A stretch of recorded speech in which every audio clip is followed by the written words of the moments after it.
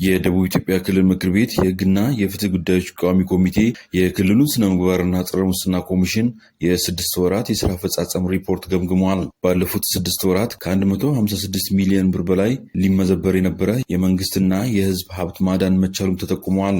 ሙስናና ብልሹ አሰራርን ለማስቀረት ምቹ ሁኔታ የተፈጠረ በመሆኑ በመንግስት ተቋማትና በግሉ ዘርፍ የሚታየው ስግብግብነትና የግለኝነት አስተሳሰብን ህዝቡ መከታተልና መቆጣጠር እንደሚገባ ቋሚ ኮሚቴው በጥልቀት ተመልክቷል። በክልሉ የተመዘበረውን ሀብት የማስመለስ እቅድ ላይ የሚታየው ግልጸኝነትና የካፒታል በጀት አጠቃቀም አፈጻጸም ላይ የሚስተዋለውን ክፍተት ለመሙላት በቀጣይ በትኩረት ሊሰራ እንደሚገባ ከቋሚ ኮሚቴው ጥያቄና ሀሳብ ተነስቷል።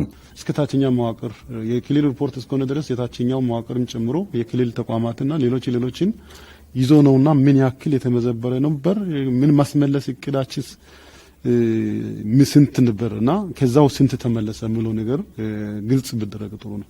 ለሙስና ተጋላጭ በሆኑ ተቋማት የጸረ ሙስና ትግል ተጠናክሮ መቀጠል እንደሚገባ ቋሚ ኮሚቴው በጥልቀት ገምግሟል። ከቋሚ ኮሚቴው ለተነሳው ጥያቄና አስተያየት ምላሽና ማብራሪያ የሰጡት የደቡብ ኢትዮጵያ ክልል ስነ ምግባርና ጸረ ሙስና ኮሚሽን ኮሚሽነር ተካልኝ ጋሎ ሙስናና ብልሹ አሰራርን ለመቆጣጠር ሁሉም አካላት በጋራ መስራት ይገባል ብለዋል።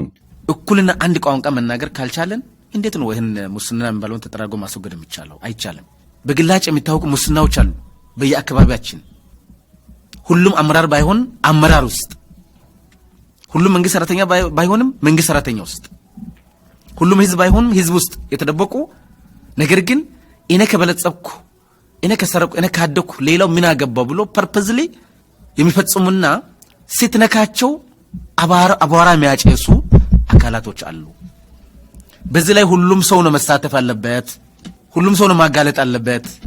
በክልሉ ምዝበራ በስፋት የሚፈጸምባቸው የገጠርና የከተማ መሬትን በአግባቡ ከማስተዳደር አኳያ የታዩ ችግሮችን ለመቅረፍ በትኩረት የተሰራ ነው ሲሉ ኮሚሽነር ተካልኝ ጋሎ ማብራሪያ ሰጥተዋል። የከተማና የገጠር መሬት በተለይ በኢንቨስትመንት ሰበብ የሚሰጡ ጋር ተያይዞ ከፍተኛ ችግር አለ። ይሄን በተጨባጭ አረጋግጠናል። ታች ወርደን ማለት ነው።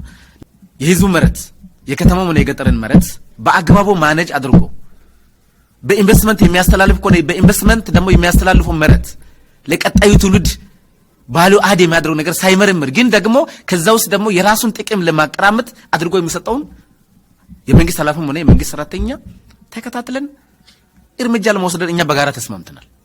ተቋማቱ የሚፈጽሙ ግዢዎች ጤናማ ናቸው ወይ? ከግለኝነት ከክራይ ሰብሳቢነት የጸዱ ናቸው ወይ? የጸዱ አይደሉም። እዚህ ውስጥ የኛዎችም የሚባልጉ ከሆነ በሂደት ታሪክ ያጋልጠዋል፣ በአሰራሩ ይወድቃል፣ ተጠልፎ ይወድቃል።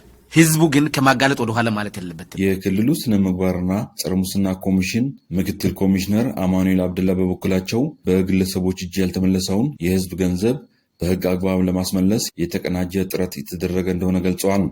ከነወለዱ በጣም በከፍተኛ ቢሊዮኖች የሚቆጠር ገንዘብ በክልላችን በተለያዩ ግለሰቦች እጅ ያለ ነው። በተለያዩ ፕሮጀክቶች የቆዩ መረጃዎች አሉ።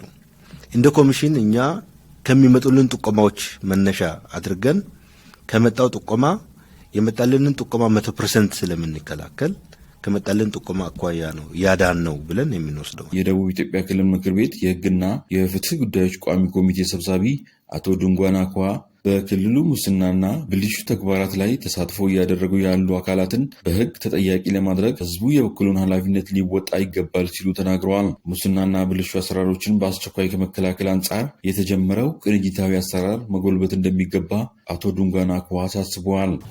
156 ሚሊዮን ብር በስድስት ወር ውስጥ መዳኑ ይሄ ትልቅ ውጤት ነው።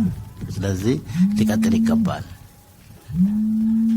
ከንብረት ከአይነት አንጻርም በአይነትም እንደዚሁ የተጀመሩት ነገሮች አሉ፣ የተመለሱ ነገሮች አሉ፣ ሊዳኖች አሉ። ስለዚህ ይሄም ተጠናክሮ ሊቀጥል ይገባል። ቀላል አይደለም።